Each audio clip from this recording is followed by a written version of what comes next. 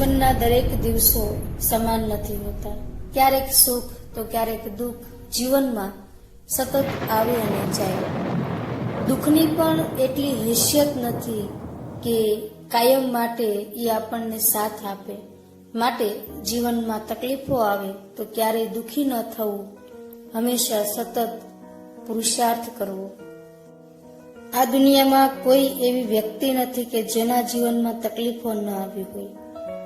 જેમણે તકલીફોને સહન કરી અને આત્મવિશ્વાસ રાખી સતત પુરુષાર્થ કર્યો, એમને સફળતા પણ મળી છે. મારા જીવનના અનુભવો કે એ 16 સપ્ટેમ્બર 2016 મેં બિન સચિવાલયની પરીક્ષા આપી અને એમાં 2 માર્ક માટે હું રહી ગઈ. એ જે મારો અફસોસ, એ જે મારી પીડા, એ દુઃખ હતું, એ અસહ્ય હતું. કારણ કે ભાવનગરના ઘોઘા તાલુકાના નાનકડા એવા ગામ પડવા મારું વતન, અને ખૂબ તકલીફો સહન કરીને પાકીટમાં 1 પણ રૂપિયો નહીં અને ભાવનગર તૈયારી કરવા માટે જવું, એમાં પણ મકાન માલિકના 30 રૂપિયા માટે પણ મારે કોઈની આજીજી કરવી પડે, કોઈની પાસેથી ઊંચીના લઈ અને રડતા રડતા આપવા પડે. અને 2 માર્ક માટે જ્યારે હું રહી ગઈ ત્યારે એ પીડા અસહ્ય હતી. પણ મેં મારી જાતને હારવા નથી દીધી. એને ક્યારેય નેગેટિવ માર્ગ તરફ વાળવાનો પ્રયત્ન નથી કર્યો. જ્યારે મને ખૂબ તકલીફ થઈ ત્યારે મારી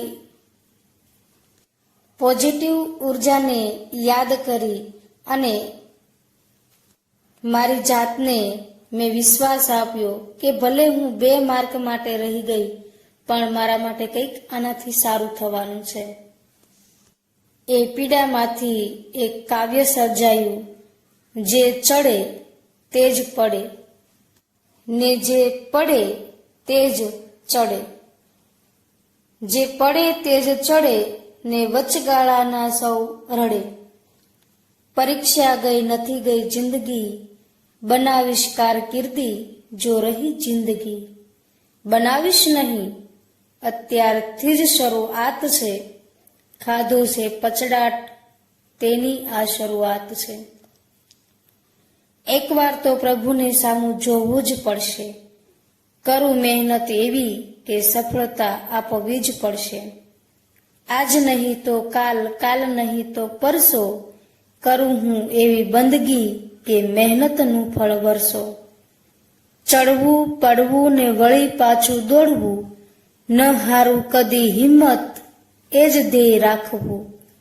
ધરી કાન સાંભળ આપું છું હું તને કોલ, કરું રાત દિન એક ને મેળવી આપું ગોલ, ને મેળવી આપું ગોલ.